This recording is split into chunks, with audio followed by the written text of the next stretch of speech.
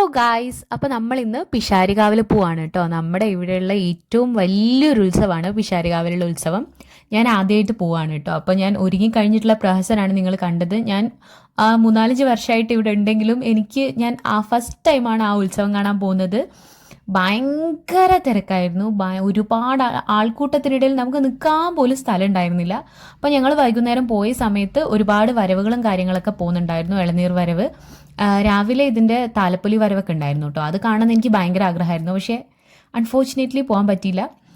അപ്പോൾ ഞങ്ങൾ പിന്നെ അവിടെയുള്ള ചിറയിൽ പോയിട്ടുണ്ടായിരുന്നു. നല്ലൊരു വൈബാണ് കേട്ടോ. അപ്പോൾ ആ ഒരു തിരക്കിൽ നിന്ന് കുറച്ച് സമയം ഞങ്ങൾ അവിടെ പോയിരുന്നു. അവിടെ ഭയങ്കര പീസ്ഫുൾ ആയിട്ടുള്ള സ്ഥലമാണ് കേട്ടോ. നമ്മളിങ്ങനെ ഇരുന്ന് കഴിഞ്ഞാൽ സമയം പോകുന്നതേ അറിയില്ല. അവിടെ ഒരു ജലകന്യകയുടെ ഒരു ശില്പമൊക്കെ ഉണ്ട് കേട്ടോ.